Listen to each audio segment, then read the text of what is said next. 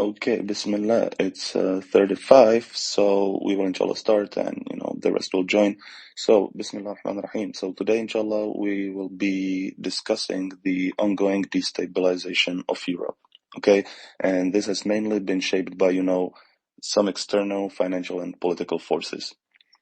In this today's discussion, inshallah, we'll seek to somehow uncover what are the factors, why is this happening, who are the actors, how are they doing it. So we will try to, assess what is essentially influencing Europe's current events until now, what happened since, okay, let's say the Ukrainian war, where it, picked up the pace. And from that, we'll inshallah try to assess what is the future trajectory, what are the possible options that Europe might have, and the respective countries in Europe. So, Bismillah ar-Rahman ar-Rahim. This is just some introduction because the video that we'll be looking at is called Europe at a Crossroads. Okay, and that's essentially the end point, right, of the discussion that we will have. Yeah, because now the video is about basically that it has two options. Europe either follow the predatory supporter, quote unquote, that was there until now, or try to realign with the global south and try to, focus on that aspect, right? But to understand the future trajectory, we need to understand what got us into this point, right? So inshallah, the discussion later will focus on that, but I'll just give the video now to understand where we are and what's coming. Okay, so enjoy it. Bismillah ar-Rahman ar-Rahim, and then we will focus on the rest. Well, Europe is really at a crossroads.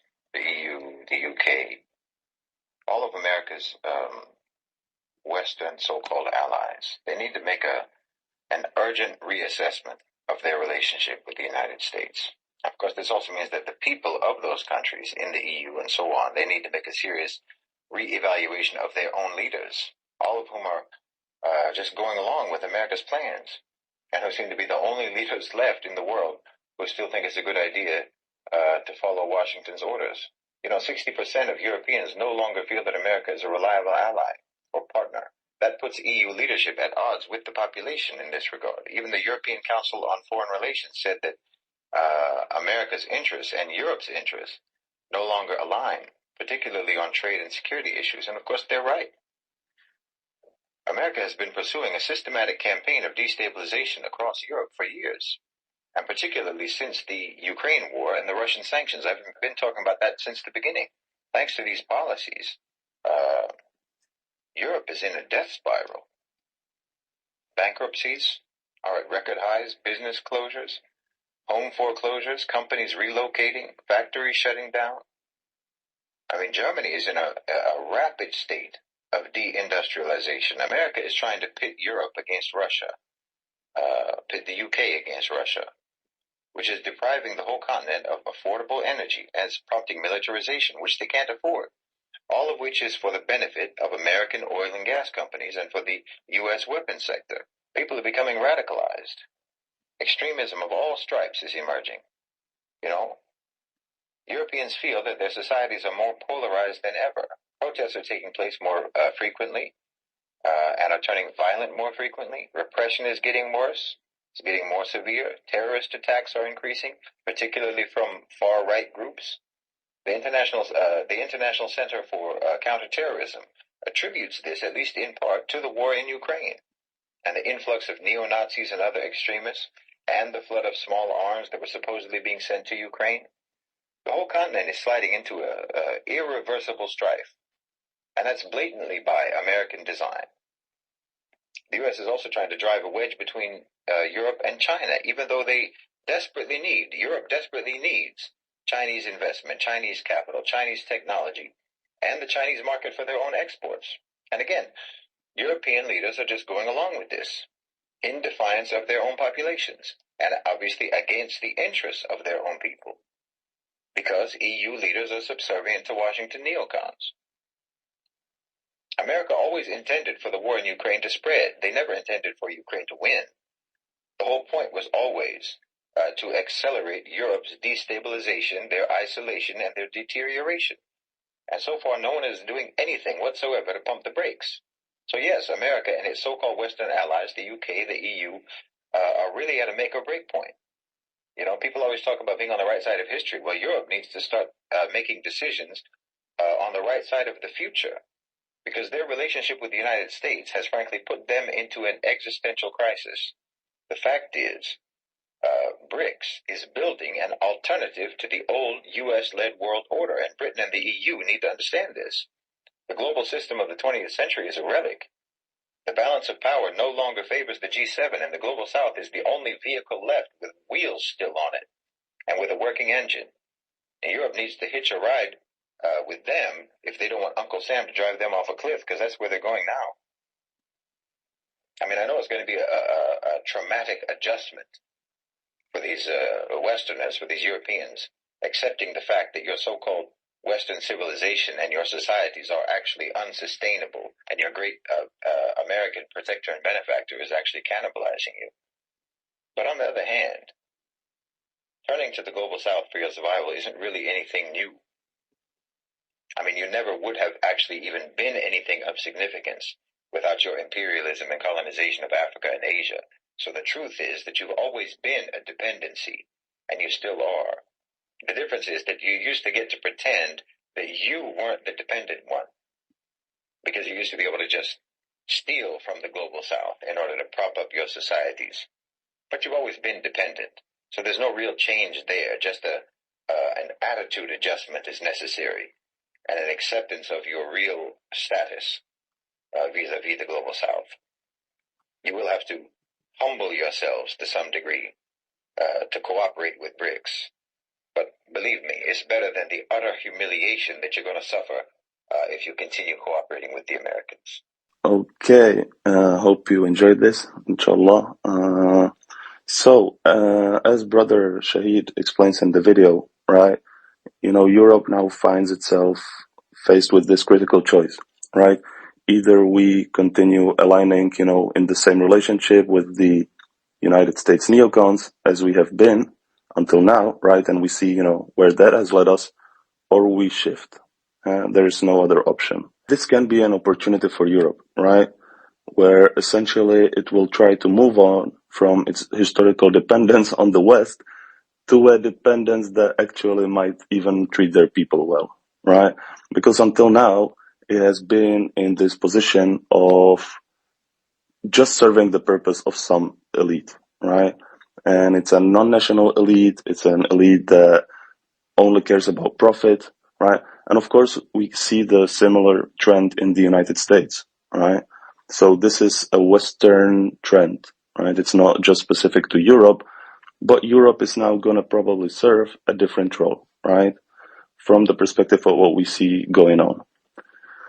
So, Bismillah ar-Rahman ar-Rahim. I think that we need to try to go to the source, right? So the first of all, like the first question that pops up when talking about this destabilization project is basically why even have this destabilization, right? So what is the purpose of having a destabilized Europe? How would that serve anyone? How would they, you know, why would they try to impose this policy?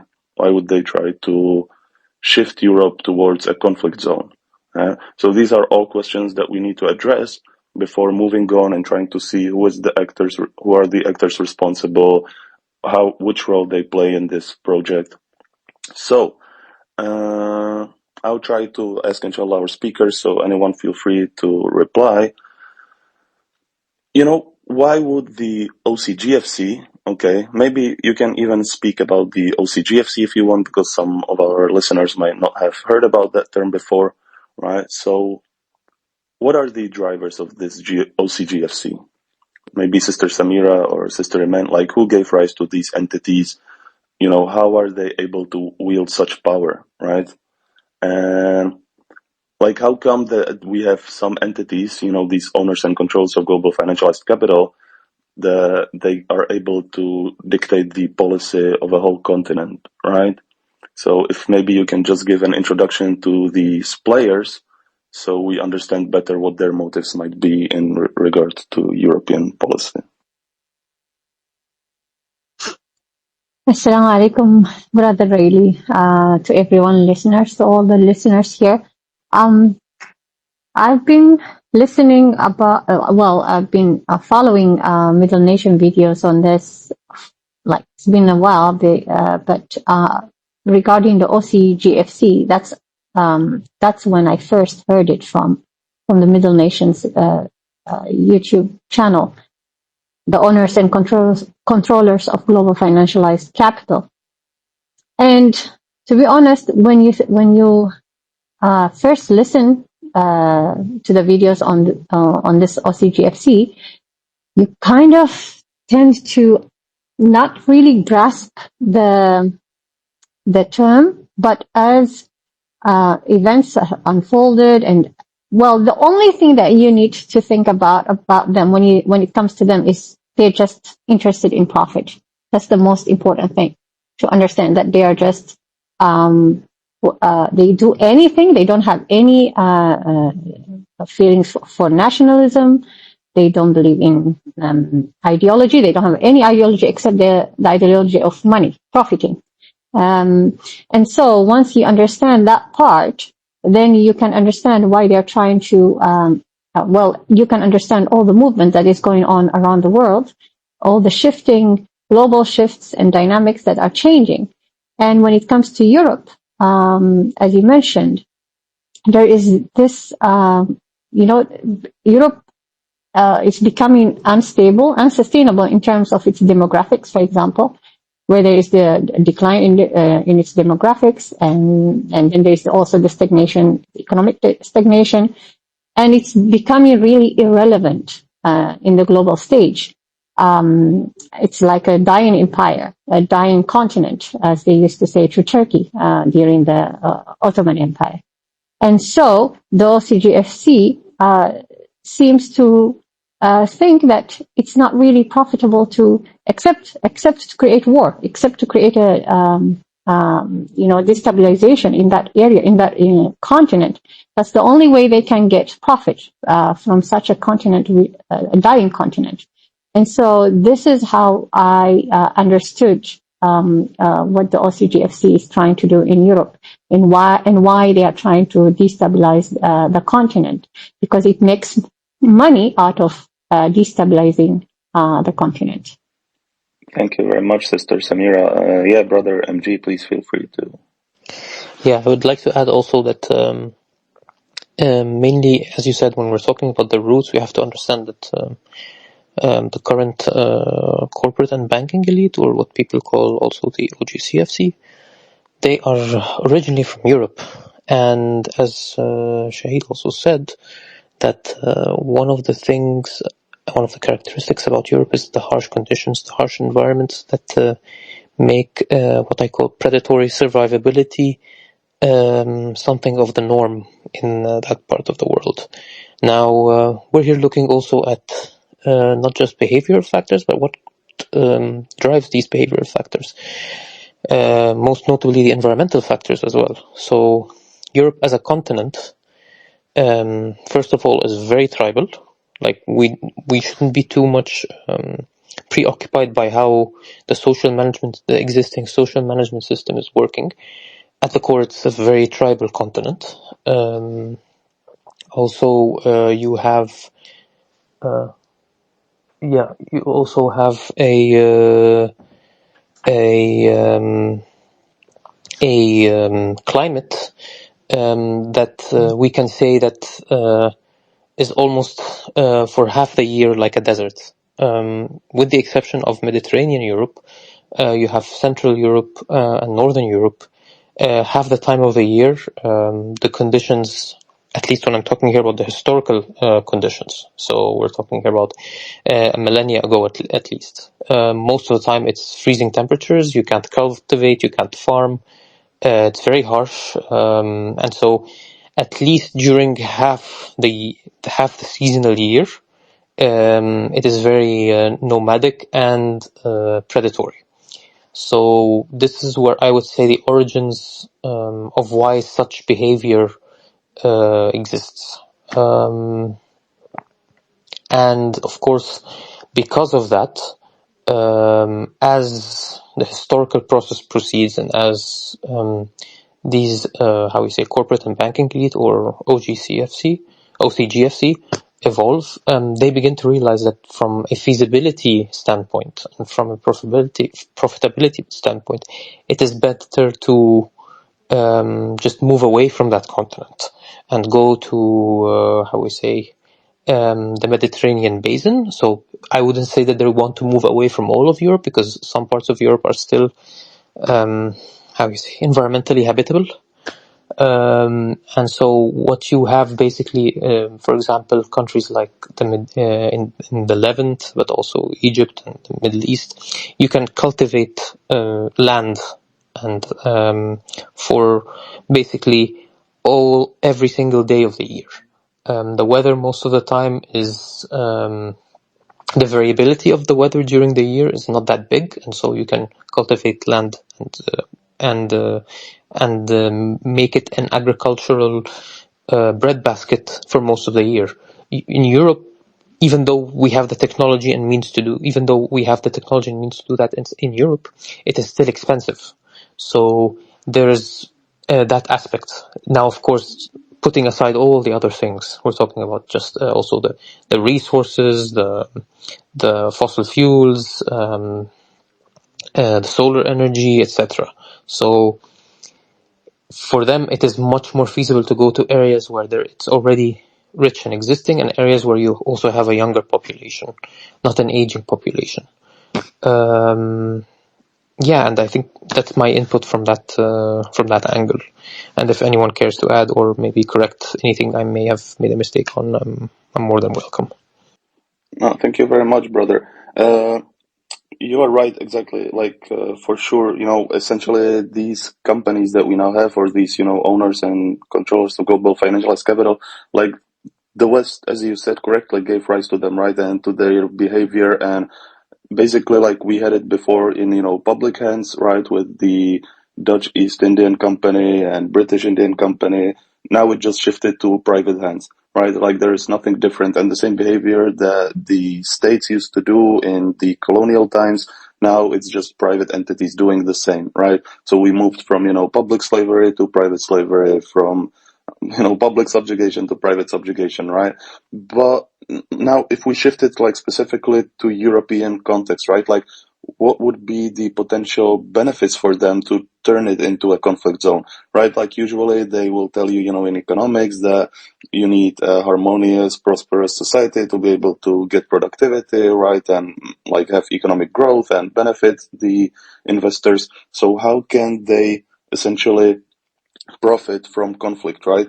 And basically also try to relate it to how does this align with their historical strategies, right? What they did in, Africa, what they did in Latin America, what they did in Southeast Asia, in Asia in general, right? Like this is their approach to the rest of the world. And now basically what we are seeing is the shift that it's going to be, the rest of the world is going to become Europe, and Europe is going to become the rest of the world, basically, right? So there's going to be this shift in approach to the rest of the world from the perspective of the OCGFC, right? So I don't think it's going to be that black and white, in my opinion. I mean, Europe also is a very diverse continent.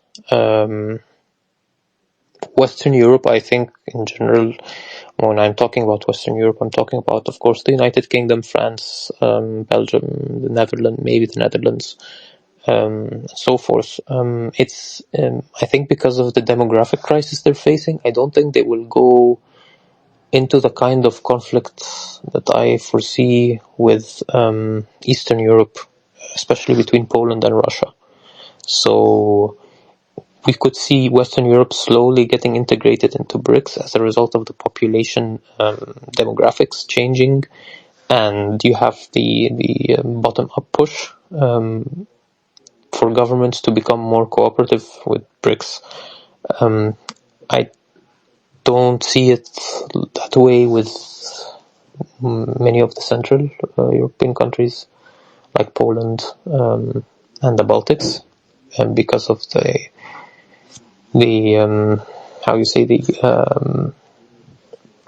the conflict they would have with Russia. So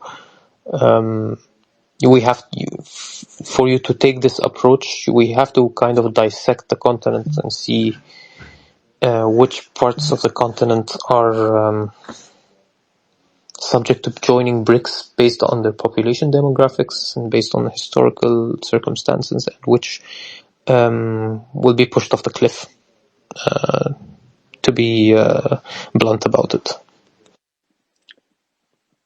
Yeah, thank you. Maybe Sister Iman, I know you are like, in the invoking the Article 6, and basically that is against, trying to kick out this approach that the US has to the rest of the world, right? So you probably already, have some idea about why they want conflicts, right? And especially we can see it, for example, through Israel, right, nowadays, right? Why this is profitable investment to some degree. So I'm just, trying to search for means why they want to create conflict zones. What is the benefit for them, right? Yeah, Jazakallah khair. I think one of the reasons for, the reason why they want to drive Europe into a conflict zone, I don't think it's random. I think it's caused by, a calculated move to be able to transform Europe into an area, a zone that brings more money into essentially what we would call the military-industrial complex. I think the way they make this money, the mechanism of it, is basically profiting off of war, and basically increasing their, basically profiting off of war, so that they could create financial gain through things like arms sales, reconstruction contracts, and resource extractions under duress. So essentially, to be able to make money, I think we've seen this across the entire Middle East. We've seen this in multiple different countries where they make money from all of this by selling arms, by offering to reconstruct certain places in certain countries, labeling it as a hand of a truce or of peace. And so, for example, if the United States were to instigate a sort of war zone within Europe, what they could do is create this war. Firstly, they're making money off of this war, and even after it's done, America, of course, obviously always benefits from geography due to the fact they're a lot further away than any other country within Europe. Obviously, they're across the Atlantic. And so what they would do is they wouldn't have to reconstruct their own country, but they would reconstruct other countries, and they would pay them. So again, that could essentially bring the money back in to the military-industrial complex, and we know that the United States owns about 40% of that, and that's why we're not seeing this same level of dishevelment within the United States, and I think that's why we're seeing it within Europe. Yeah, you're right, exactly. And as Sister Samira pointed out, right, these people, they care only about profit. So, every approach to a country from their perspective is an investment, right? And, Europe is just not a profitable investment anymore, right? That is like how I see it, to be honest, right? Like what can Europe do to make it a profitable investment? When I was thinking about it personally, I have no idea, right? Like it doesn't have resources. Maybe it has some, universities, what kind of education, right? Like it's just again, Western indoctrination type of education, right? So it's very hard to find any aspect of European society or continent or, general economy that would make it viable as an investment opportunity for something. Like I was even thinking about it from my own perspective, right? If I, were given the option to buy a house in what I know, like Germany or in, Saudi or Dubai, there's probably not too much to think about, right? Or in Egypt or whatever, like in these, coming up economies, inshallah, that with Allah's help, inshallah, will be, the global superpowers in the next world order. But, like, that's the kind of thinking that even a regular person like me might have. So what about, the people who basically all they think about is profiting and, investments, right? So maybe Brother MG or Iman, I see your hands raised, but, let's try to keep it to the point just so we can move on, inshallah, next.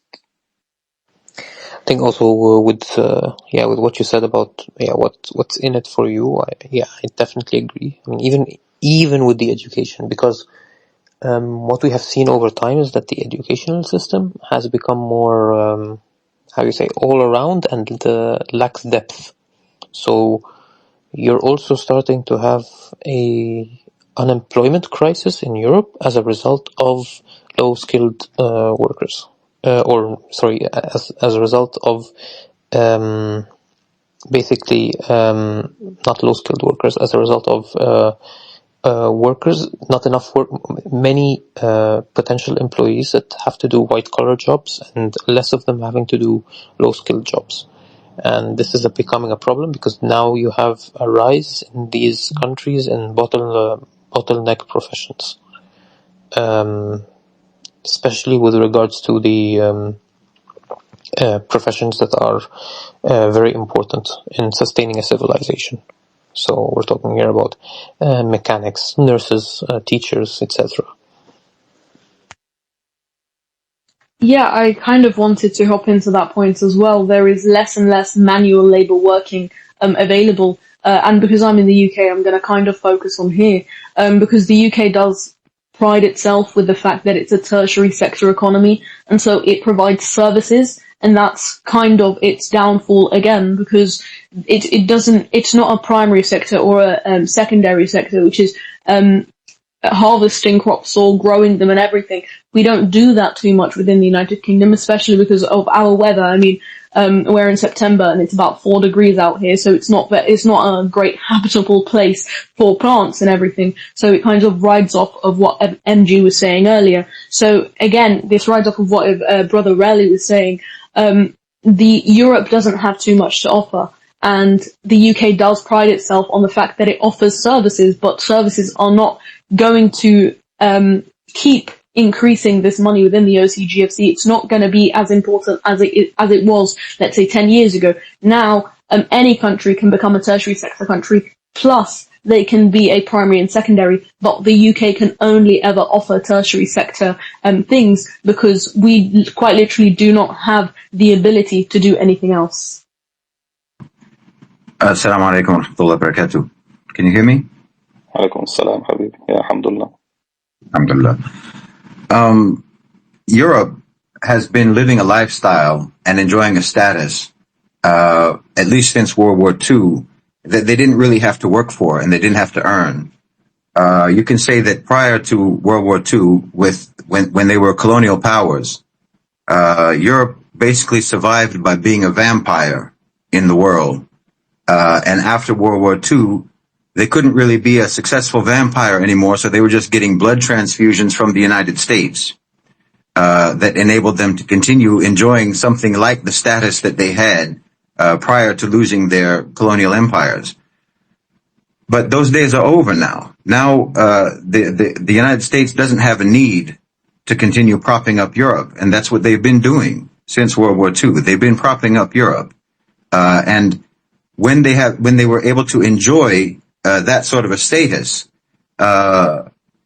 they built a system, or they developed a system across Europe. Obviously, what MG said is correct, and that you actually do have to dissect it and go country by country. But just speaking generally, and he's correct also, and that we're basically talking about Atlantic Europe or Western Europe or what have you, not Eastern Europe so much, obviously. But the system that they created from the perspective of the OCGFC, you could say that Europe's their economic model that they were able to enjoy for the last 8 decades or so doesn't align with the interests of the OCGFC. It's unsustainable as far as they're concerned because it doesn't align with their relentless pursuit of profit maximization and unfettered market dominance. Because they were able to enjoy this sort of prestige and this high income status that they weren't actually producing themselves. They incorporated this social welfare system. For example, they had fairly strong labor protections. and regulations that, as far as the OCGFC, this limits their ability to exploit whatever resources Europe has and the so-called human capital. You know, they maintained a certain degree of social stability, but that was subsidized by the Americans to a great degree in terms of the United States guaranteeing global trade, taking responsibility for security for global trade.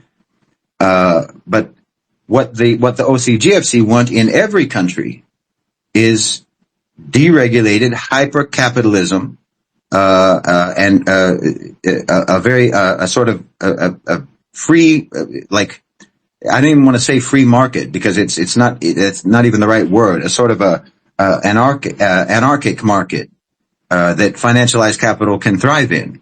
So for the global elite, for the OCGFC, the European model with their, for example, basically socialist state involvement in healthcare, in education, social services, and so on, that slows down the race to the bottom that they need in order to ensure ever increasing returns on their investment. Financialized capital relies on the unfettered movement of capital, minimal regulation, the ability to exploit labor without any interference of organized labor, unions, and so on, or the national government. Europe does have a kind of a history of social democracy and a political culture that's still maintained, until recently. We're seeing it change now, but certain checks on corporate excess. I mean, as you see, for example, with the GMOs that are the genetically modified foods and whatnot that are freely available in the United States, they still have some restrictions on that in Europe, and this stands in the way of the plans and the ambitions of the OCGFC. So, what would they do when a model is not conducive to their goals? Well, obviously, they shift towards destabilization. If you can foster economic crises, you can promote austerity measures, you can manipulate the political forces and push the society towards nationalism, which is a driving force for conflict, populism, which is a driving force for internal conflict. They can undermine the foundations of the whole European economic model. The destabilization strategy is designed to erode public confidence in the state's ability to manage the economy, so that they can. This will then rationalize, and it can even lead to demands by the public themselves for deregulation and privatization and cuts to social services. All of these austerity measures that create precisely the conditions in the society that the OCGFC thrive in. I mean, furthermore, with globalization, financialized capital, as I've talked about many, many times on the channel, it no longer depends on the wealth of individual nations. It feeds off of crises. It thrives on volatility. It grows stronger when it can manipulate markets unchallenged. A stable Europe is too regulated for them. It's too balanced for this. Destabilization allows financial capital to enter new markets under conditions where governments are weakened. That's the whole point. That's the whole drive behind neoliberalism, to weaken the state apparatus.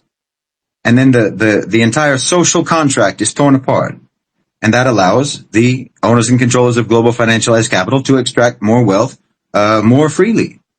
So Europe's social and economic protections it probably won't be long. I was talking to my wife just about this the other day, that it's funny that America has always been, sort of fear-mongering about communism and leftism and socialism. Meanwhile, most of Europe is socialist, but they never mention that. They have socialist policies. They have parties that call themselves socialist, but no one mentions that. I wouldn't be surprised if you start hearing them talk about it. Where now America will start calling out all of these socialists in Europe, demonizing socialism in Europe, where they used to turn the other way. They would demonize socialism, and they would go to all sorts of covert operations against socialists in the global South, but they turned the other way when they were socialists in Europe. I mean, except in certain places where they were like directly communist, like in Greece and Italy and so on. But socialism they tolerated in Europe. I wouldn't be surprised if you see the same old rhetoric from the Cold War era come back again, where they talk about socialists and leftists and so on in Europe, where you need to get rid of that. Then there's also, obviously, there's the demographics factor, as MG pointed out, that demographically they're not able to even replenish their population. They can't do the work. They can't produce enough workers. They can't produce enough consumers. So what does a vampire do? What does a parasite do? It's not a productive entity. It doesn't produce. It only consumes. And if you're not able to find a way to acquire all of the things that you want to consume through your own power and dominance and violence and so forth, like they did in the colonial times, if you're not able to do that, and they're not able to do that, then what do? You starve. Or you will be consumed by the one who has the power to treat you the same way that you treated the global South. And that's what they're doing. And as Sister Iman said, I mean, you have, obviously, if you have conflict across Europe, then this is the one thing that Europe can do to justify its existence to the owners and controllers of global financial as capital. It's the only thing that they can do to show that they have something to offer. They can offer to war profiteering, to arms, to reconstruction contracts. And if you create these kind of conditions in the society, obviously that is going to lead to privatization of public assets, because governments are going to go bankrupt, as we're seeing anyway. And that will then also lead to increased financialization. Conflicts can create new opportunities for that, such as the creation of new financial instruments, the expansion of financial markets, and the growth of the shadow banking system. And then also all of that will completely, it's not even enough to say weaken. It will devastate any labor movement across Europe. The labor movement will have no power whatsoever. There will be no collective bargaining. There'll be nothing. People will be desperate for any kind of an income. I mean, even now, Sister Iman was talking about England or the UK. If you talk about the UK economy, you're talking about London. You're talking about one city, basically. What it comes down to is you're talking about London, one wealthy city in an entire country. If you were to separate that and divide it out, say the north of London, the north of England. If the north of England was a country, it wouldn't be a wealthy country. That would be a low income country. And the same goes for throughout Europe. You can look at France, you can look at Germany, you can look at almost any country that their GDP, what they claim about themselves to be their GDP and their high income status or what have you. If you actually divided that country into sections and take it outside of, say, Berlin or Paris or what have you, and look at the other parts of the country and compare the per capita GDP of that part of the country, that county or that province or what have you, those would be poor countries if they were countries. The majority of people in Europe are not living the life that they have been used to, because exactly what I'm talking about is already underway, and it's only accelerated and intensified once the start of the start of the Ukraine war and the sanctions against Russia, whereby Europe cut themselves off, insanely cut themselves off from affordable energy. And the United States is trying to push them to drive a wedge between them and China, which they desperately need that relationship economically. So Europe is it's very clear. And if you look at any of the economic numbers, I mean, I just saw about Germany that the economy is in decline, not just in decline, it's in contraction, that the economy is going to shrink, and that they don't even expect more than they're not even going to have growth on the left side of the decimal point for at least 2 years. If that's even that's wishful thinking that in 2026 you're going to see growth in the German economy. It's contracting, and there's not any sign that there's any reason for it to not contract not continue to be in recession. Germany is in recession, if anyone is being honest. So yes, the only thing that Europe has to offer, the owners and controllers of global financialized capital, is basically to sacrifice themselves as a conflict zone in one form or another, whether that's conflict between states or internal conflicts between political factions within a country, terrorist activity within a country being perpetrated by this radical group or that radical group, whether it's from the left or the right, or whether it's Muslim radicals or Christian radicals or what have you. I don't see anything in the future for Europe except this kind of chaos and a dystopian scenario.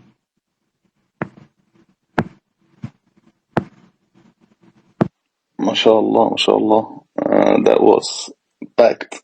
And what I would take from, I just, something stuck to me from what you just said, brother, that essentially we need to understand that this has been always the policy towards Europe, right? At first, after World War II, it was through, economic subjugation means, right? So they tried to, withhold different economic aid to countries. That was the approach, how they, what they did, yeah? So they basically blackmailed Italy, they blackmailed Greece, and they blackmailed a lot of other countries. So since the beginning, European countries were in a sort of inferior position towards these guys, right? And all the policies. And so, you see this trend of it has accelerated now, but it has always been there. Yeah? Like Europe had a specific purpose for these guys, and now the purpose is changing. Well, not the purpose, but the way by which to achieve that purpose. So by that I mean, for example, after, in the 60s, there was kind of a heavier state control in European countries, right? So what did they have to do? They had to start, coming up with theories, how to explain that basically state control is bad. And then in the 70s and 80s, we had all of these neoliberal movements in Germany and the UK, like current UK policy and, how it approaches the economy is basically dictated from the 80s with, Margaret Thatcher, right? And these all kind of entities that were available at that time. And they were promoting basically to just deregulate the economy, give it all into private hands, right? And again, this is not the will of the people, right? This is just some machinations in the background to make use of Europe, right? And that was the use at that time, right? But I feel that since the global financial crisis, this has stopped, right? And suddenly they had to rethink, how can we achieve something from Europe by different means? And that's why now the destabilization came into play, right? Like before, there were other viable options how to, extract the most. But now this is probably the best option that they have, or that they, figured out. Right? So that's, I get this feeling, but Allahu Alam, right? I don't know if anyone agrees. But yeah, subhanallah, right? So, and yeah, well, I'm sorry to interrupt, but yeah, you're absolutely right. I mean, and the fact of the matter is that, this is something that it's kind of a theme on the channel, which is that they've never really changed. Western so-called civilization never civilized, and they never really changed. You pretended that you went through these drastic changes, and with your so-called enlightenment, that there was this drastic change, and now suddenly everything is different. No, nothing's really different. You still have a feudal system. You're still the same way you were before. You still have serfs and landlords. You still have all of that. Yeah, you just call it by different names, and it's maybe a different set of people who are in charge, and that's exactly the same as it was when your church was in charge. You just gave the godlike authority. You took it away from the church and now gave it to private capital. It's a secular theocracy because your oligarchs are have holy power. They have sacred power, and you can't even talk about it. And everyone can pretend that we have our democratic system and our political system and so forth. Meanwhile, all the actual power and all the actual decisions is still being made by the feudal lords who are sacrosanct. and what they say goes, and no one can say anything about it. They're not subject to democratic means.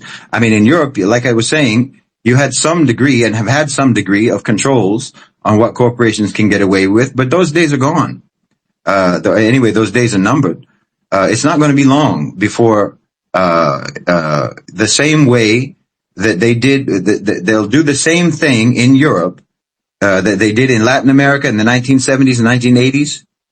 They'll do the same thing that they did in Africa in the 1990s and the 2000s. They'll do the same thing that they did in the Middle East in the 2000s. They'll do the same thing that they did in Eastern Europe in that same time period after the collapse of the Soviet Union. They'll do the same thing to Western Europe. You think, I don't know, because you're white or because you're Western or what have you, maybe you believe that you're supposed to have some kind of an untouchable status, that they can't eat you. No, they will. They've seen that it works in everywhere else around the world, and now they don't care about nations anymore. They don't care about nationality anymore. Your British passport's not going to save you. Your Union Jack is not going to shield you from the devouring savage monster of global financialized capital. No, they'll eat you the same way that they ate the global South, and they'll just like MG was saying, they know better than anyone else which side of the bread is buttered, and they know that the future is not in the West. They know perfectly well that the future is not in the West, and they've already secured for themselves the ability to move. They're not tied anymore. I mean, you were talking earlier about like how this all developed. We don't really have time to get into it, but I mean, you can map the chronology of how corporate power became what it became, and how financialized capital became the power that it became, the supranational that's floating above borders type of power that they have achieved is through court-made law in the United States, going all the way back to the 1880s with the Southern Pacific Railroad, to the robber barons that developed in the early 20th century. You can look at the Taft-Hartley Act that restricted labor union activities in the 1947, or I think in the 40s somewhere. The Interstate Commerce Commission's deregulation of industries like trucking and airlines and telecommunication in the 70s and the 1980s. And then the whole so-called Reagan Revolution, which coincided with what you were talking about, Margaret Thatcher, with their policy of tax cuts and deregulation, empowering corporations, and the whole rise of neoliberalism.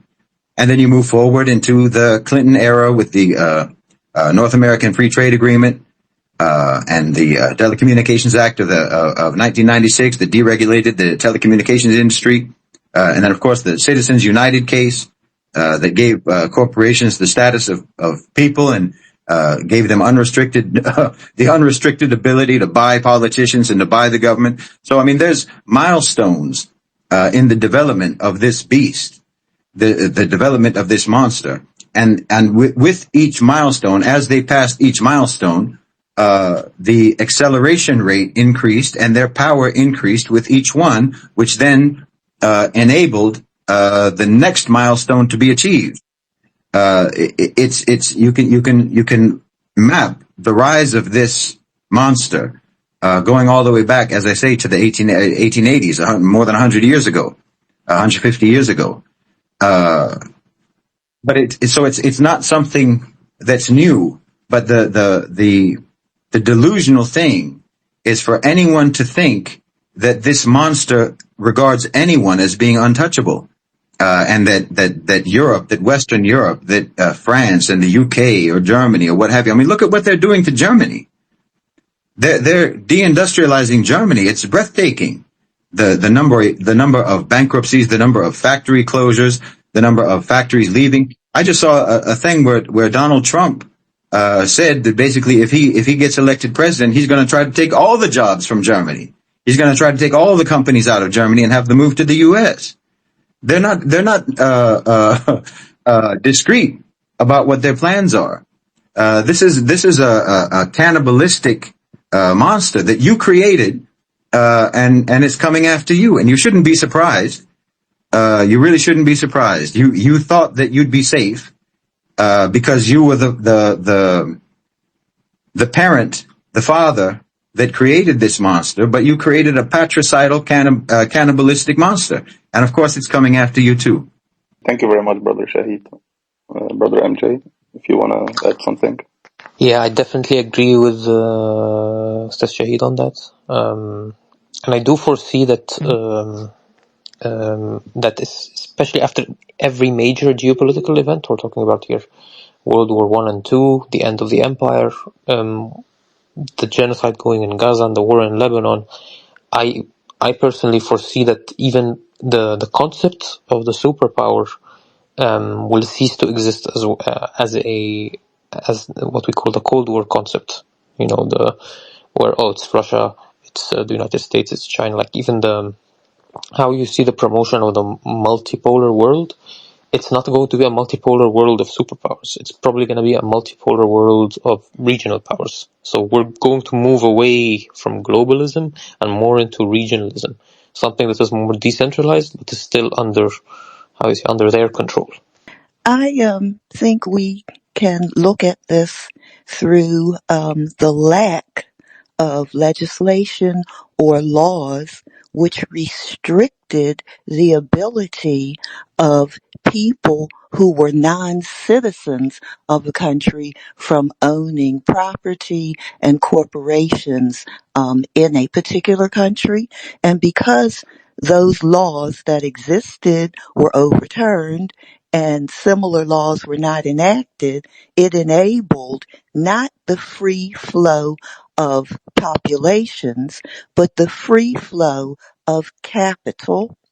And so we have arrived at this point. The mistake I believe that Europeans made is due to the Enlightenment encoding white supremacy in the world, and they thought that would save them. But ultimately, when you have the free flow of capital as your central raison d'etre, this is your reason for being, the free flow of capital, the maximization of profit, then it becomes a demographics game. And capital is going to go where capital can make the most money down the line. And so capital has never cared about your skin tone or your hair texture. Capital is only concerned with multiplying itself. And so when the OCGFC took a realistic look at the world, they saw where the future lies, and it is in those countries whose populations are increasing, whose incomes are increasing, and so Europe is reduced to what we can get out of it before the complete collapse. And that is what they're doing. They are milking the last drop from this collapsing, dying cow, and then they will move on.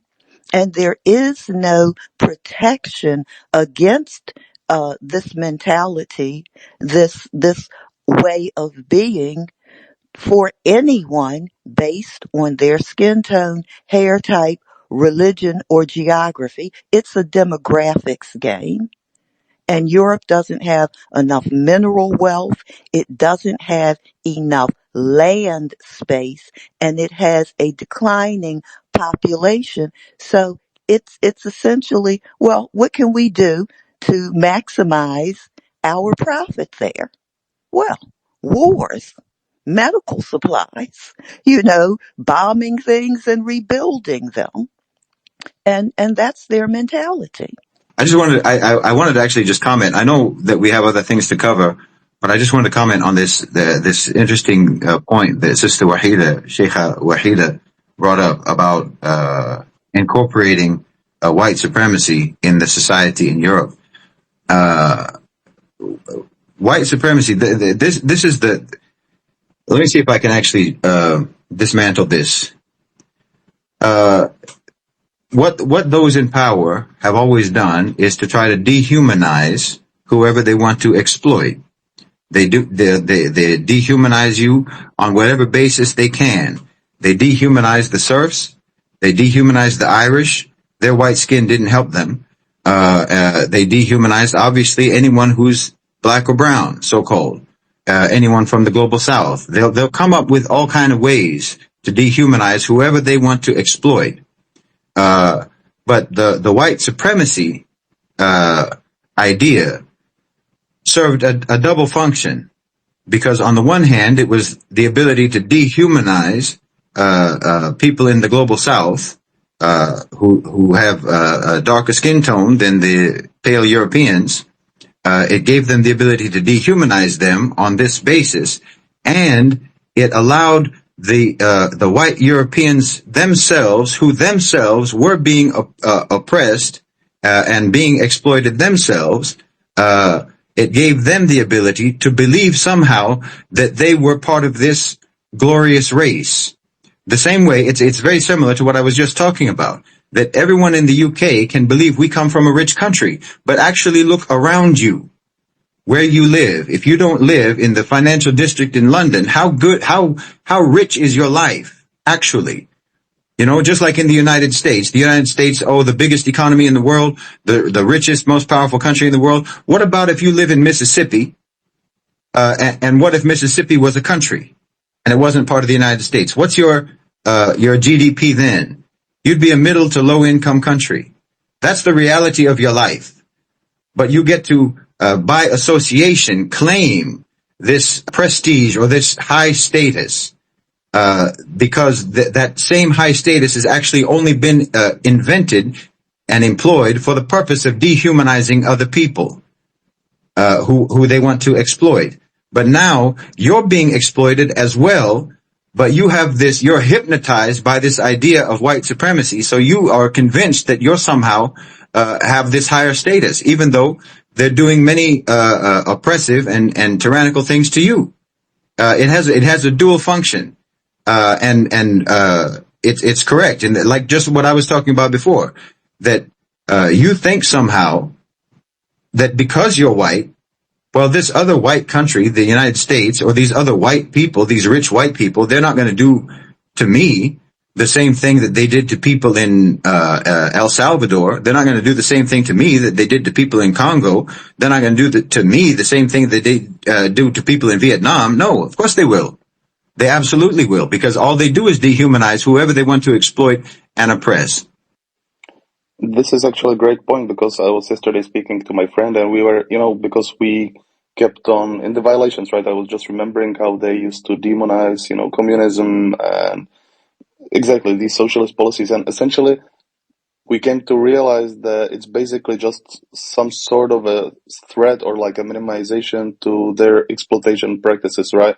As you correctly mentioned a while ago, that they are the ones who are promoting these neoliberal policies, right? And like at least the practical application of socialism to some degree limits the power of these private entities, right? Or at least it tries to shift it to the public sector a bit more than before. And I'm not saying it's a better system or that there aren't corruptions and so on. Like, it's not for me to decide, but just the way that they presented, even white people, they couldn't, use the race card, right? So they had to use the communist card, right? And again, against the Irish, they couldn't use, race, so they used the religious card. Always based on the subject, they will use the card that fits it, right? If there's someone who's going to stop me from acquiring what I want, then I will come up with some demonization tactic, right? Okay, alhamdulillah, hope it makes sense. Also what was very interesting in the video was this cannibalistic behavior, right? Like a person hears it, says cannibalism, yeah, okay, I get it, white eating white. It's not about that, right? Even, the entities, they were created by the same system, right? People used to ask, like, why would the EU leaders, go in with this policy, right? Like, again, it's this sort of, like if anyone who has a chance here to evade taxes, he's gonna evade taxes, right? But suddenly when a politician does it and he's caught, right, it starts to be like, oh my God, how could he steal, right? And like, it's weird. Like, how can you expect the people who are basically, built up from this society to behave any different? Like, they just want the cash, right? They don't care if the people are well. They don't care if.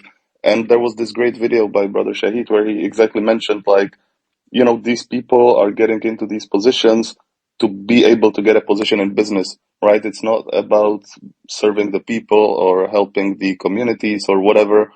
It's just about it, like, especially in a democracy, they know that they will not get the money in the government, that the money is in the private sector. So they will do everything just to get into this private sector. And this was greatly illustrated in the global financial crisis, right? In the US, you could see where, for example, Ben Bernanke was shifting from the treasury, right, to the head of the Federal Reserve to, I don't know, Goldman Sachs, whatever, right? They just keep on shifting these positions from the private to the public, from public to the private, and just in the purpose to benefit them, to make policies that help these, owners and controllers of capital. So it's like there is nothing so mysterious about it. Why would people or countries or representatives try to go in this way?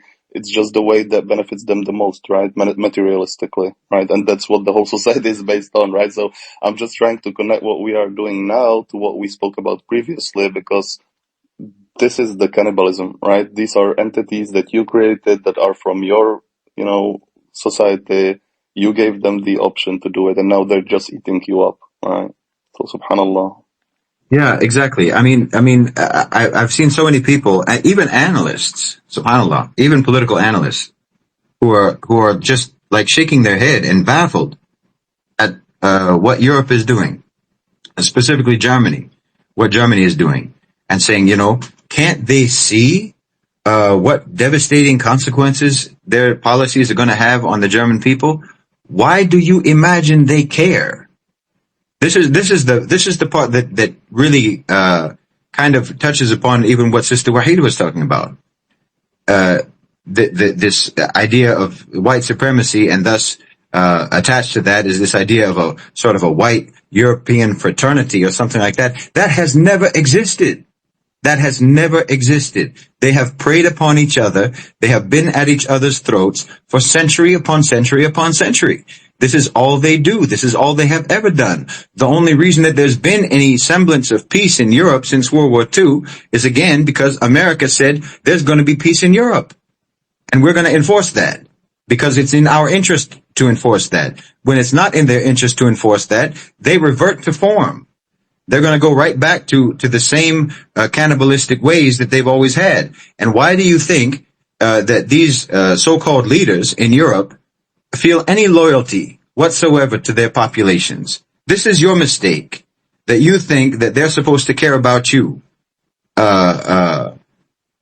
because you elected them. Because you elected them. You're not paying their bills. You're not paying their bills. They don't feel loyal to you just because you were stupid enough to vote for them, just because you were gullible enough to vote for them and think that somehow your vote makes them loyal to you. You've been duped. I don't know what else to say. They're following the money the same way that you do, the same way that anyone does.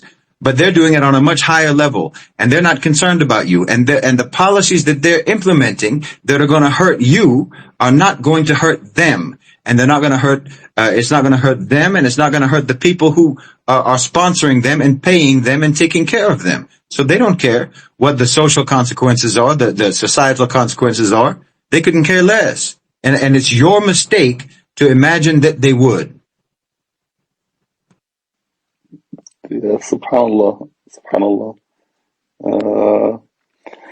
Okay, so now we have covered this idea, right? Who are these people, or like these entities? What is their goal? How they will probably be able to achieve it now? And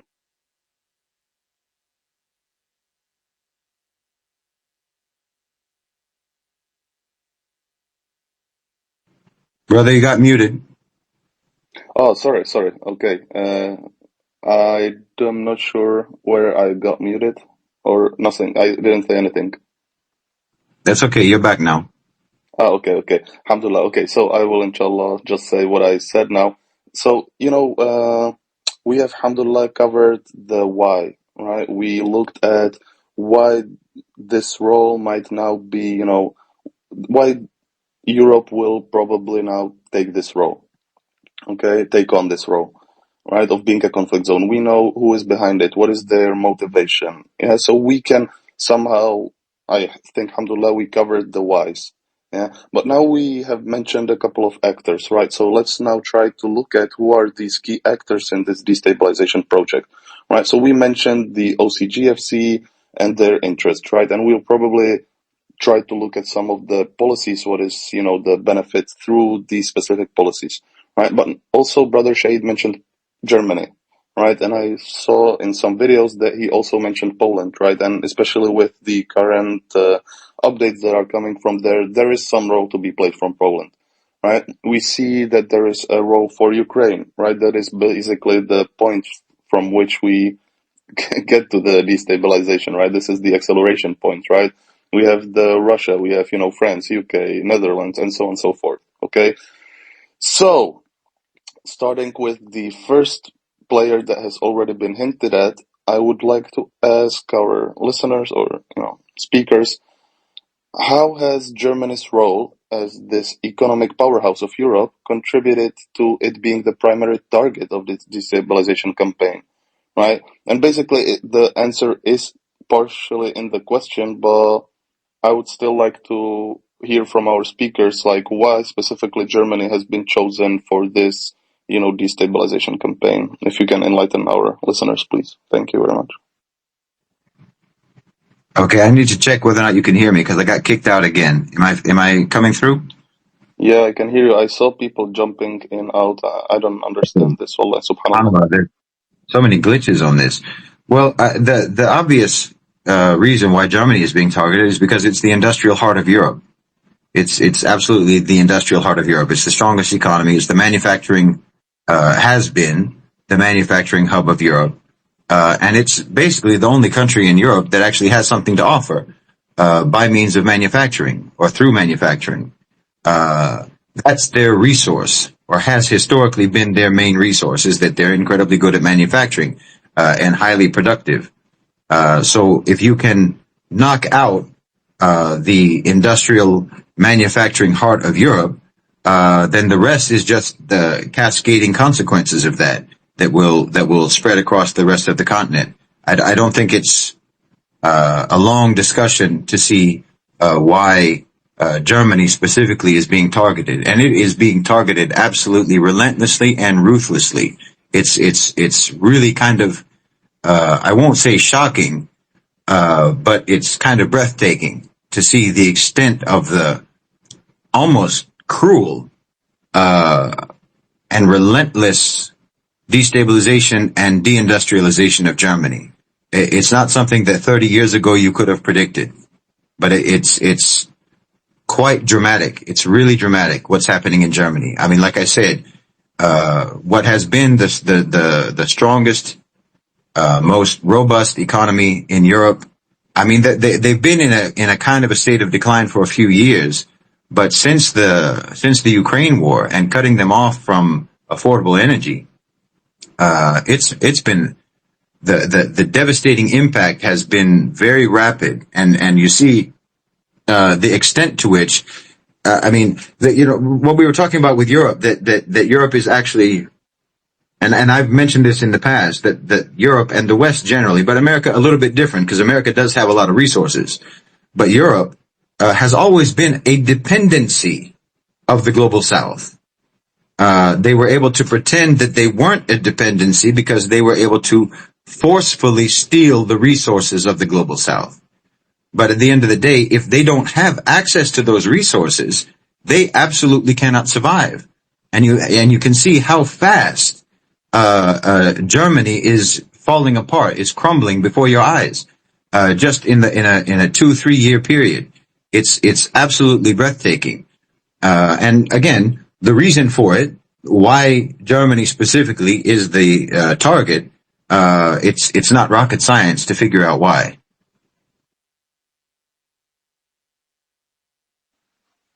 Yeah, you're right, brother.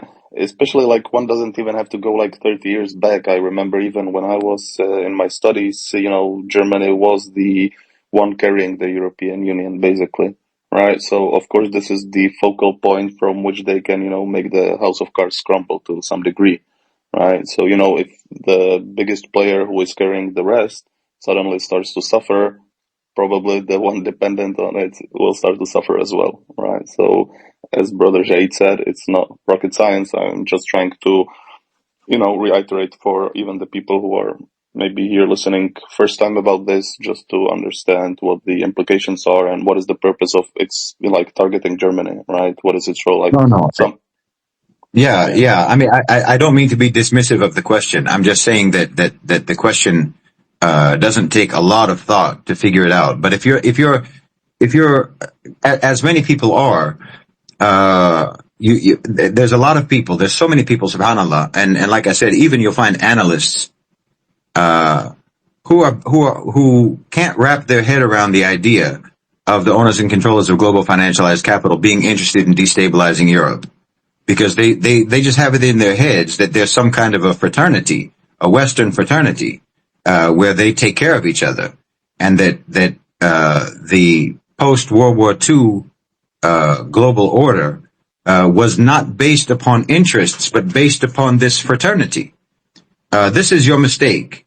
And if until now you still believe like that, then really you're not you're not qualified to do any sort of political or economic analysis, because that's not what motivates anyone in power, any sense of fraternity or loyalty to anything other than their own private interests. Yeah, exactly, mashallah. Like they usually, whenever I say, this evil role of the US, to some degree, especially with this conflict now, yeah, they will usually say, even though I know that the US provoked and so on, and they are probably the reason why Russia responded, he is, the United States are our, like, alliance ally, right? And they care for us and we care for them and blah, blah. And like, hello? Really? Like, where do you get this from? But subhanAllah, to each his own, right? I will not, try to convince them that up to Well, everyone. according to I'm not sure when this poll was. I think it was in 2022, maybe. Might have been last year. But there was a poll where the majority of Europeans, although it's still too low to make to commend European intelligence, I think it's around 60%. 60% or so of Europeans believe, when asked, they believe that America's interests and Europe's interests do not align, specifically on matters of trade and security. So at least 60% of Europeans have some grasp of reality. You still have, 40% who have no idea what's going on. But 60%, which again is the majority, correctly believe that America is not, their interests are not aligned with your interests at all. I mean, it's like I was saying, it is absolutely not in Europe's interest to sacrifice their economies, their access to energy, their access to markets in China. It makes no sense for you to cut yourself off from that for the sake of Ukraine. For what? The only reason that Ukraine was ever important was because it gave you access to Russian oil and and gas. That was the only reason that your Ukraine was ever important to Europe. And now you're sacrificing the very thing that's the only thing that made Ukraine important to you for the sake of Ukraine. It makes no sense whatsoever. It's completely insane and completely suicidal. And at least 60%, those maybe are 60% of people who don't have internet access or don't have television. The other 40% are people who probably watch BBC. Most of the Europeans now, anyway, understand that America is not looking after your interests whatsoever. And if you're going to subordinate your interests to the United States, it's not going to turn out well for you at all.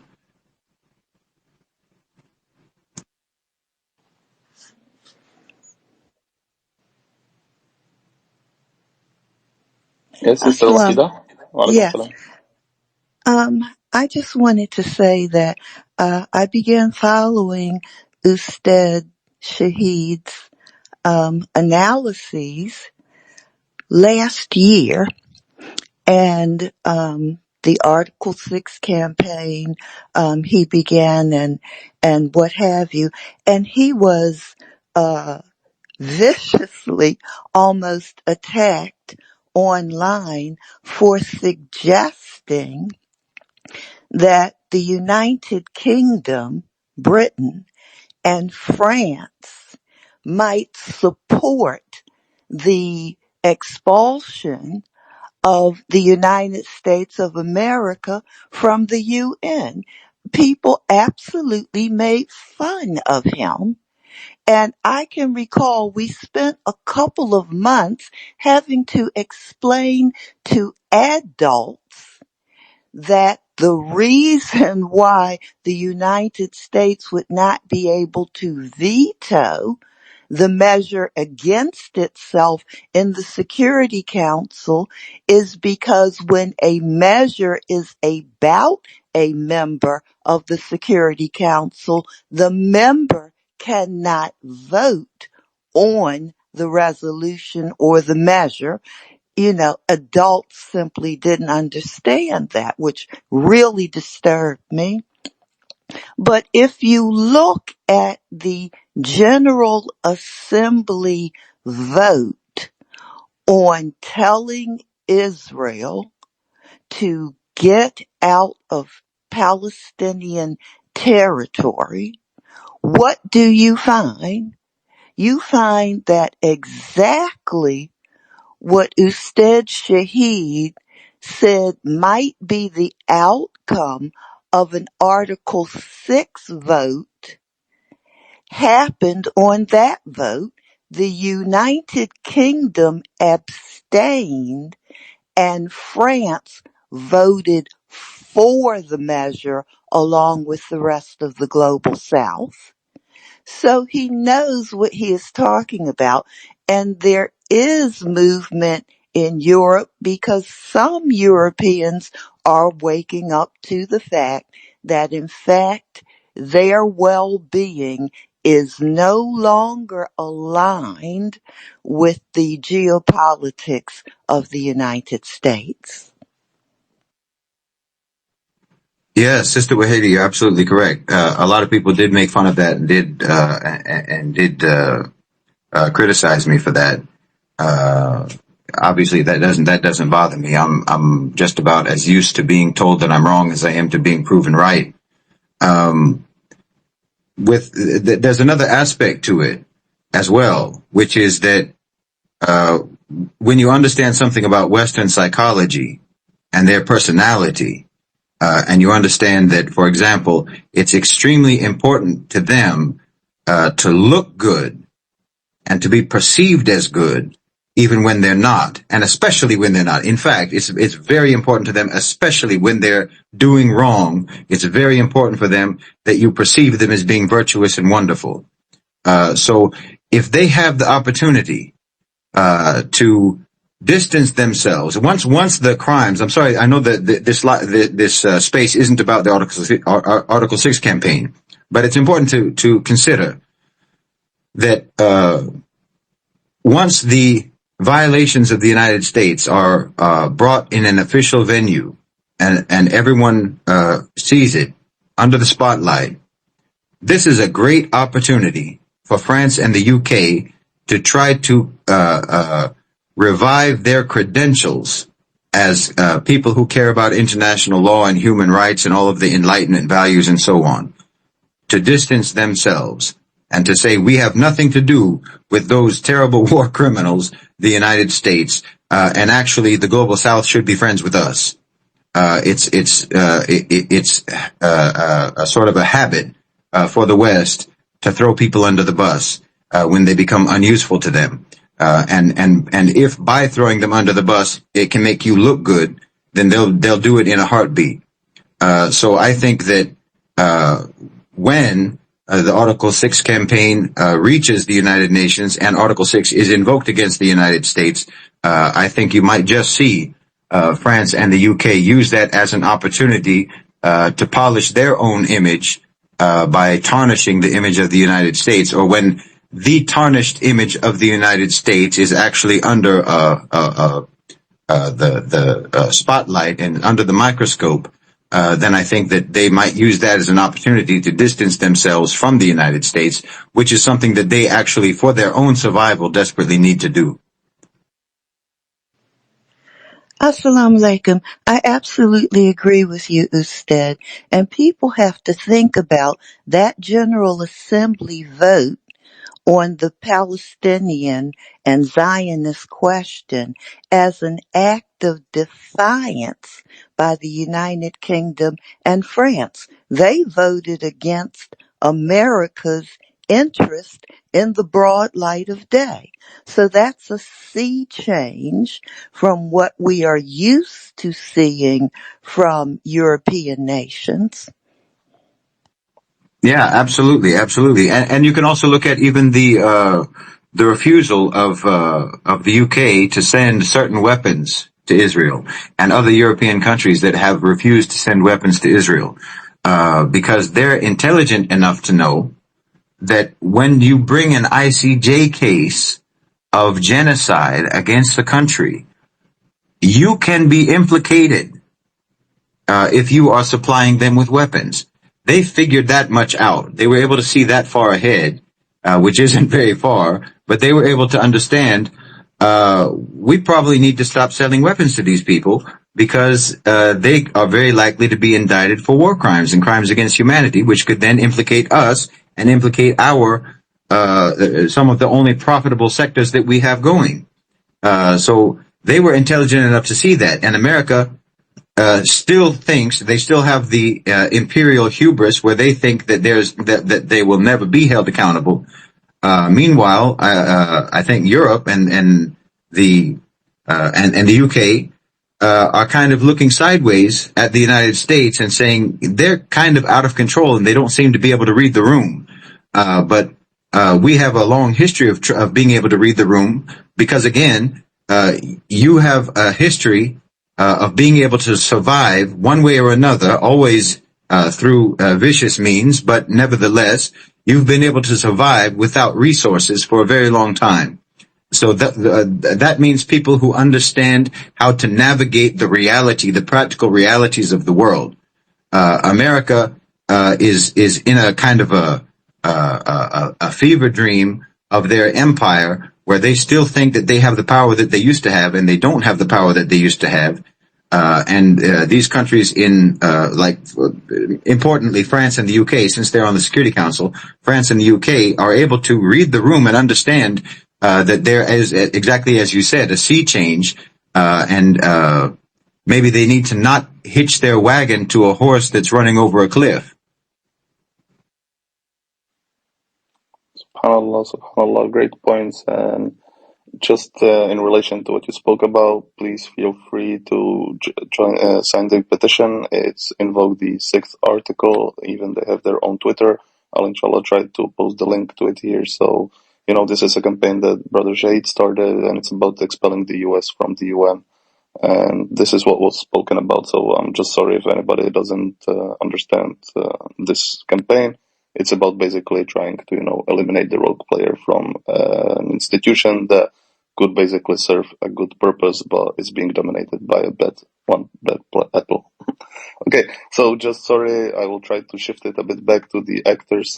I'm, very happy that we get to talk about related topics to it. This is nothing, to go against it. I just try to, just shift it back a bit. So there is this second actor. Okay, so we spoke about Germany, right, and how it's, just strikes in the eye. Basically, it's pretty simple to understand the role of destabilizing Germany by means of deindustrializing it. The other player that, for me personally, seemed very interesting is Poland, right? And there's a video about basically how Poland is acting the same or fulfilling the same role as Honduras did in the campaign against Latin America. So maybe I would just, if anybody has any ideas about this or would like to present some points, like what parallels can we draw between Poland and Honduras in the current context of what is going on, because when we see previous instances of the same happening again and again, we can probably understand what is to be expected in, Europe, right? Because this same destabilizing campaign has happened in Latin America, it has happened in Southeast Asia. And again, what is very striking is even preceding to the destabilization was this, certain increase in neoliberal policies, in financializing, in opening the road for capital, right? And once essentially they figured out that they reached the capacity or the maximum capacity of what, how can it be profitable, then they go on to destabilizing it, and making it a conflict zone, right? And subhanAllah, it just came to my mind now when we are speaking about it, right? I usually, during these spaces, I feel like the light bulbs are just lighting up above my head.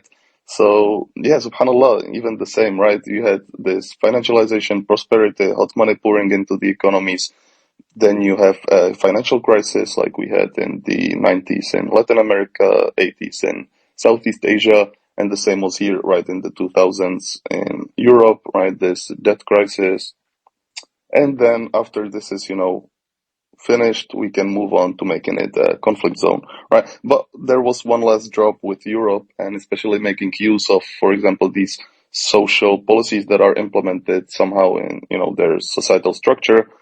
The COVID, right, campaign, and, trying to extract as much as possible still from the taxpayers' money through big pharma, right, and so on. But that's probably the last drop of anything, profitable other than making it a conflict zone, right?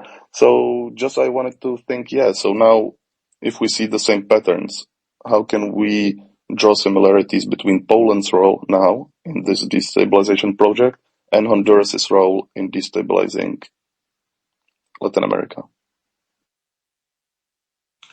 I can take that one, if that's all right. Yeah, for sure. Yeah, I'll be happy.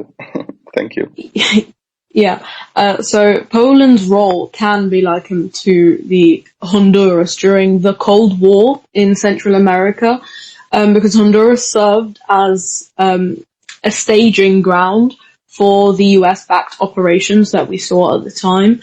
And so today, Poland is practically a parallel of what Honduras was at the time, because it's acting as like a crucial operational hub for NATO and especially American military interests, and especially in the context of the Ukraine war. So this is strategic positioning. It's not coincidental that it is in Poland, and this actually increases Poland's military involvement, but also ties its political stability to the outcomes of broader geopolitical conflicts. So essentially it would serve the interests of the OCGFC by maintaining a state of a continual tension and readiness within Europe. So that's how you can tie Poland's position to Honduras during the Cold War in Central America. MashaAllah, very well said. I mean, it's if you followed it, if people have followed it, Poland has been active from the beginning, right from the beginning, where when they were first recruiting mercenaries, from around the world, their first stopping point was Poland, and the American embassy in Poland, and I can never pronounce this guy's name. I forgot. I can't. No. The Polish. He was Polish. The advisor to successive American presidents, Zbigniew, who was very anti-Russian and was actually someone who spoke very early on, decades. Yeah. Thank you. Exactly. And I'm not going to try to pronounce his name again, but that guy. He spoke about the destabilization of Europe some time ago and said that the only thing that has held Europe together is having a common enemy, which is the Soviet Union, and that they needed to keep Europe as actively hostile towards the Soviet Union as possible, even if that meant sacrificing them and throwing them under the bus, which is exactly what's happening now. his son is the American ambassador in Poland. So obviously he studied very well at his father's knee. Poland has been the hub for U.S. covert activity for quite some time. U.S. covert activity in Europe for quite some time. It was they had black sites there. The CIA has significant operations in Poland for their covert activity, especially in Eastern Europe and other intelligence agencies, not just the CIA. And as I say, they were recruiting mercenaries in Poland, training them in Poland, sending them into Ukraine. They have actively been trying to increase regional tensions in terms of, say, Moldova and Belarus and so forth. They have obviously a military presence. These are all similarities as exactly the same role that Honduras had during the so-called dirty wars in Central America. They've been active supporter of NATO expansion, on and on and on. Again, this is all almost identical to the role that Honduras played during the dirty wars. The transfer of arms, the proliferation of arms. I mean, as we already know, so many of the arms, the small arms, not tanks and whatnot, but the small arms that America has had delivered to, supposed to be delivered to Ukraine, they actually removed from the bills about the transfer of arms to Ukraine. They removed from the bills that those shipments should be tracked. So in other words, we don't even want to know where they go. We just want to tell ourselves that they're going to Ukraine. But once they get to Poland, who knows where they go? And those weapons have been showing. They even showed up in France. Some of those weapons, some Ukrainian weapons showed up in France. So it's a very similar role, and it would probably be easier just to direct people to the video. I think the video is called "Poland is Honduras." It's now probably 2 years old or a year and a half old. But I talk about it a bit more in depth in that video. But yeah, it's a very, very similar role, subhanAllah. Because again, the U.S. has a certain model. They have a certain formula for what they do, and they just duplicate it in one place or another, depending on which country they want to destabilize. They have a formula and they have a model. I mean, you can see even like what they did in Italy after World War II is very similar to what they did in Greece. And it's similar in some ways to what they did in China. They have the same sort of pattern of behavior. So if you're familiar with that, then it helps you in analyzing what they're doing now, because they don't change. They just keep doing the same types of things over and over again in this country or that country. Yeah, subhanAllah. And again, one has to understand this is basically cannibalism, right? These are not some different entities separate from your society. This is essentially the consequence of your own actions, right? Of the actions of your predecessors, even with the increase, like there is a role also to be played with, I think you mentioned like these far right groups, right? The, increasing this nationalistic sentiment, right? Against immigration, also it's a source of it falls into the strategy of destabilization, right? And basically you can see these OCGFC, they force you somehow, or not force you, but you basically collaborate to bomb other countries to extract their resources. Then they leave you, to essentially just eat up the consequences of these actions, right? They, go somewhere else, right? Like who ends up with the consequences, right? And this is greatly highlighted in the video, right? The crisis of consequences. So I would maybe just try to, because we can see it in the Netherlands, right? These increase in far-right groups, right? Even the government now is basically a far-right government. We saw these riots, right, like 2 months ago in UK, in France, different, protests, even though they have protests every weekend, I guess. But there is some tension growing up, right? And Europeans are aware of this, right? Even Brother Shahid mentioned in some video that they have never felt so divided, right? I think it was maybe in this video, the Europe at crossroads, right? Even the society feels it's being divided, right? And again, this is the same strategy that they employed everywhere, right? Divide and conquer, right? And it's basically the same, even though Europe is already conquered, but trying to seal this conflict, these destabilization mechanisms into the, subhanallah. Okay, so I was maybe thinking like, how can, sorry, Sister Wahida, do you wanna? No, I was just going to say, isn't it interesting that the nations which desperately need immigration the most in order to prop themselves up economically and demographically have suffered from the native population being whipped up into anti-immigration frenzies. So the very thing that would help save these countries, and I include the United States. The United States desperately needs mass immigration here because of the population collapse that we are going through. And the people here do actually understand that, but it's been being done in such a chaotic way that the native population is becoming increasingly hostile to what would help save this country. And the same is happening in Europe. These nations that are undergoing depopulation need immigration, but the native population is being whipped into anti-immigration frenzies. Yeah, absolutely. I think that there's a number of reasons for that, but I think just from a kind of a psychological point of view,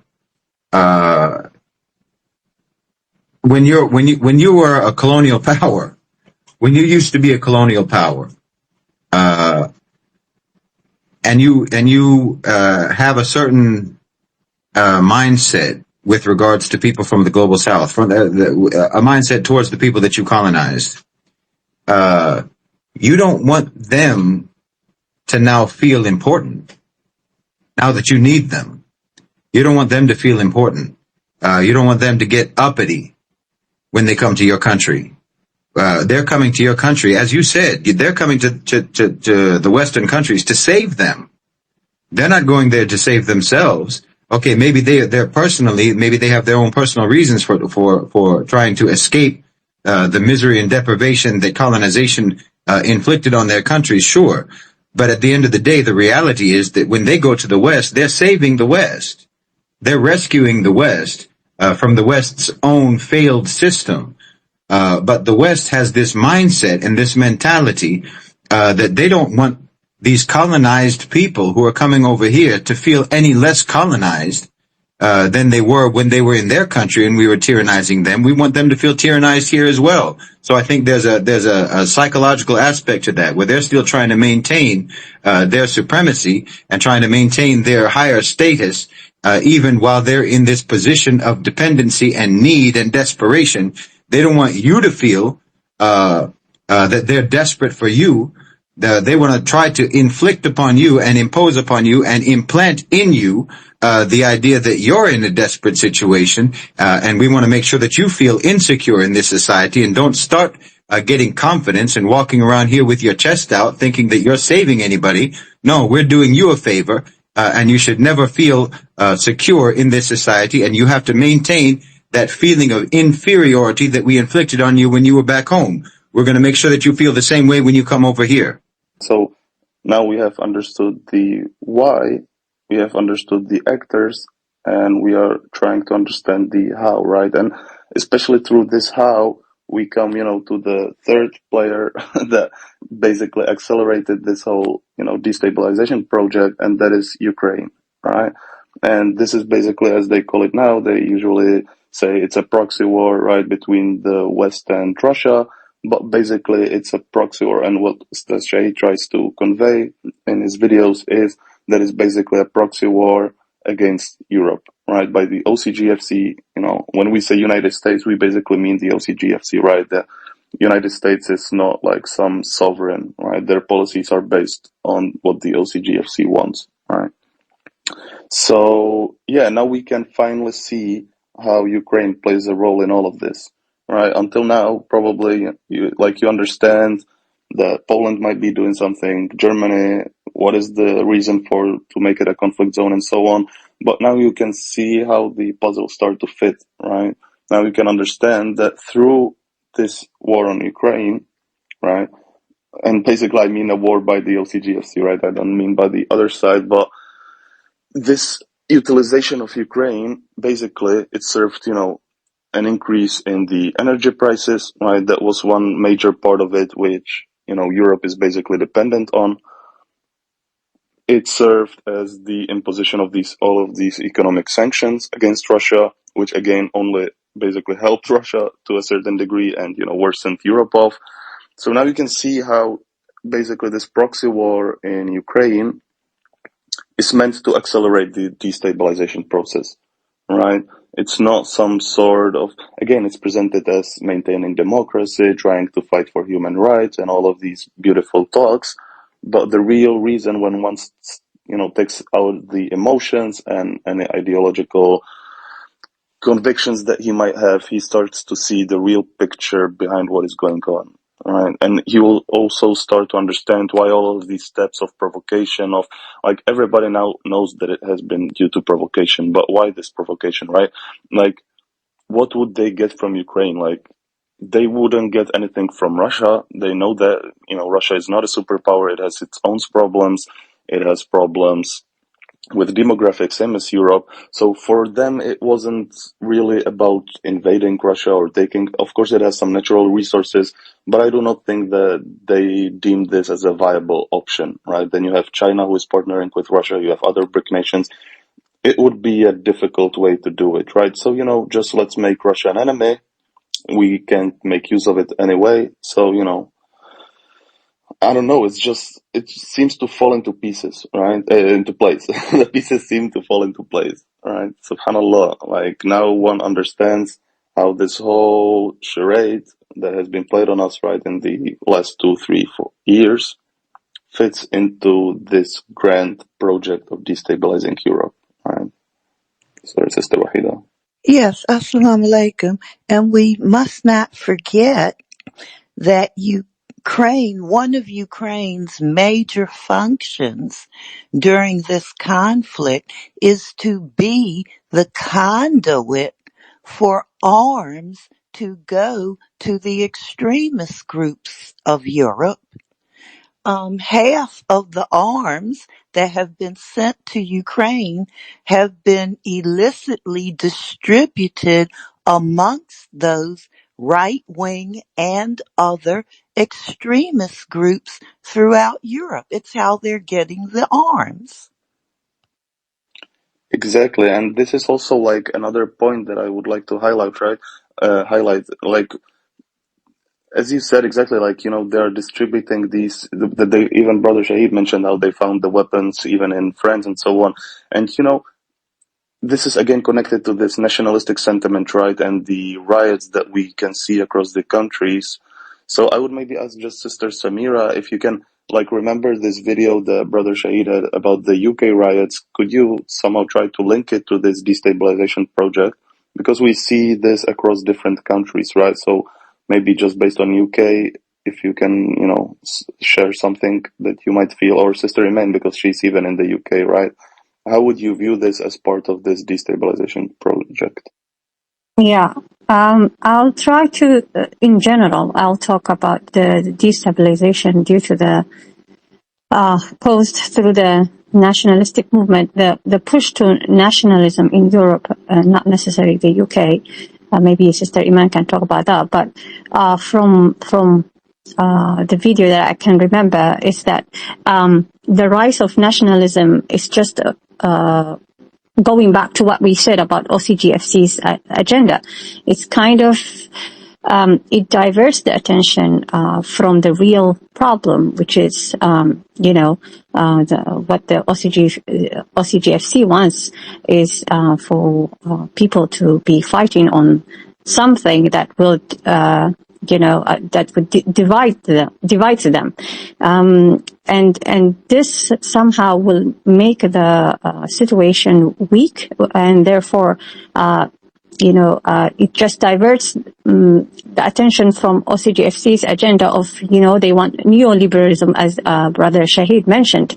And so no one is talking really about how the elites are exploiting the situation, but they are more talking about how there is illegal immigration, those points that really takes the whole attention away from what the elites and the OCGFC are actually doing on the ground. So Europe, as Brother Shahid also mentioned earlier on in this live, they had rigid policies in place that was really stern. That's a couple of years ago. Now things have changed, thanks to the OCGFC imposing neoliberal policies on them, exploiting the vulnerability of Europe. And so this is the main reason why they are pushing for this nationalism and protectionism in Europe, just to make people fight on something, the public fight on something that is, and shift the attention from what the OCGFC is trying to accomplish, which is keep them weak, and make the policies, shift the policies to neoliberalism, and that would then, of course, fill their pockets even more, the OCGFC, I mean. Thank you very much, sister. Yeah, this is always these distractionary tactics, right? Again, it's the same all the time, everywhere, right? One just needs to see the patterns, and then he will be able to recognize it in any place, in any time, right? It's the same entity, it's the same people, they have the same, approach to the rest of the world. So just try to see these patterns, how they are repeating, and how we are basically now experiencing it in Europe. The same that has happened in Latin America, the same that has happened in Africa, the same that has happened in Southeast Asia, in Asian countries. SubhanAllah, right? Once one starts to see these patterns, it's very easy to see it happening now, right? So, history doesn't repeat, but it often rhymes, right? So, SubhanAllah. So now just to end this, inshallah, because we have been going for 2 hours, and I don't want to hold our speakers here because, Jazakumullah, they took their time out and to be here with us. So just to try to return it back to the video that we had tried, it was basically at a crossroads, right? So that is the main point of this whole talk, because we now, try to dissect basically what this situation, how we got here, right? And now we need to say, where are we going? So in the video, Brother Shahid tried to convey the message that the Europe should try to refocus its attention on to BRICS and Global South, right? But this is very, in my opinion, it's a nice idea, but how would be Europe able to benefit anyone, right? I feel it doesn't have anything to add, right? There are better resources elsewhere. There are smarter people elsewhere. What does it have to offer? So I would maybe try to ask Sister Iman, Sister Iman, if she has any idea how can Europe save themselves, right? What do you personally view as a viable option of moving forward? Right. If you can, please. If you don't want, inshallah, someone else will take it from you. I just think that you spoke about it once, in my opinion, in some life. So I just, like to hear you. So if you want to share with us. Yeah. I think that one of possibly the only way for Europe to save itself, as you say, would be to drastically reconsider the economic dependencies that we have within Europe, and especially concerning the way we source or consume energy, right? The reliance on expensive and politically volatile energy imports from the United States of America and let's say non-Russian sources has practically proven itself to be unsustainable and not a way to be able to thrive and allow Europe as a whole to thrive. And so these investments need to be moving towards renewable energy, especially Germany. So Europe's relationship with the United States of America has been based on like I don't know how to explain it, a passing of reins towards the US. And so it's based on a post-World War II economic subjugation that doesn't serve the investment purpose that it served 8 decades ago. So it basically is a bad investment. And with the global south rising in economic significance, I think that Europe needs to make a clear shift in these dependencies that they have and consider creating new alliances and economic partnerships with the global south, because they're now the emerging, well, they're not necessarily superpowers, but they're the ones who are emerging with more power. We know that the global south owns more of the global GDP than the G7. So I think Europe actually must consider forging new alliances and economic partnerships with these global south countries, like these emerging markets, to reduce its geopolitical vulnerability. And essentially, we want it to stimulate, well, we don't want it, but it needs to stimulate its economic growth by shifting away from the superpower of the United States of America and this hegemony that it has over them, and essentially moving towards the global south and fitting in with global consensus so they can no longer have this target on their back. I'm sorry if that was really bad explanation. It made sense in my head. No, it was great, honestly. Thank you very much. I'll just say something, if you don't mind. I think that Europe has to do some significant introspection and reflection and come to terms with the reality. Because the reality is, as I said earlier, you have enjoyed a status, you have enjoyed a level of prestige and a quality of life that you never earned.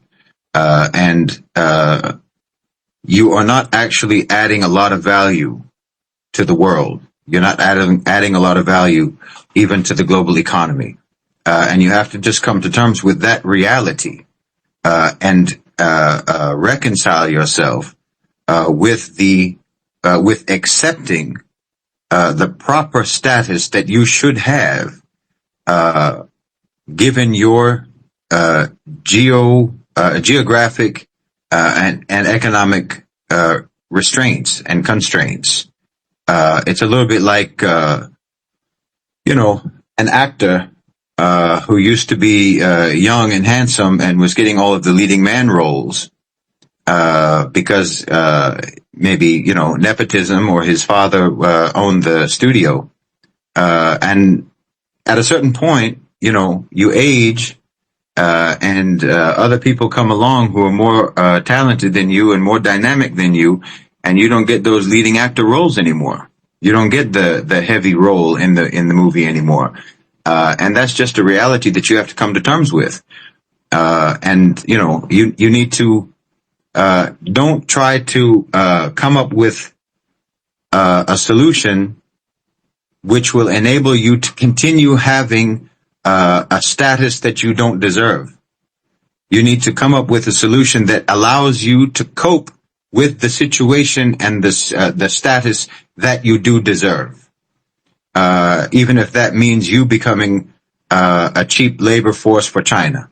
It doesn't matter. You have to deal with the reality of your situation, and you have been insulated from having to live with the reality of what your situation is, first by means of colonizing violence, and then by means of American subsidy.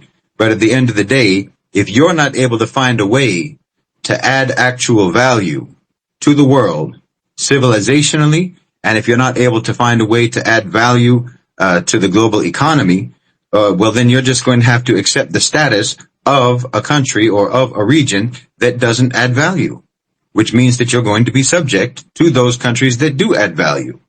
And if they're, better hope that they're going to be benevolent with you, and that they're going to be magnanimous with you in ways that you never were, and you may be able to continue to have some kind of a decent quality of life, but you can't pretend that you are going to be able to have the status and the quality of life that you are accustomed to. And there's just there's no way around this reality, and that you have to actually come to terms with this reality. The world has already suffered tremendously from your refusal to accept that reality, and to try to obtain for yourself a quality of life and a status that you never deserved. So I think that when we talk about what Europe needs to do, we have to contextualize that in terms of what Europe needs to do in order to cope with the reality of their situation, not in a way that can change the reality of their situation. Because you have for a very long time been able to defy the reality of your situation. And what's happening now is that your ability to defy the gravity of your real geopolitical and geoeconomic circumstances, that gravity is setting in, and you're coming back down to earth, and you have to actually accept what your real status is going to be from here on out in the world, and you have to find some way to cope with that, and not continue to try to find ways to deny it. That's just my opinion. 100%, brother. As you mentioned in the video, there will be no change in the relationship, right? It was always a dependency, but what is necessary is a change in the attitude, right? The Europeans need to humble themselves and understand their position in the global order since the start, right? And just because you were bullying the rest of the world for 200 years does not change anything about your value or status or the value that you bring to the rest of the world, right? Subhanallah. Okay, thank you very much, everyone who was here. For me, it was a very beneficial session.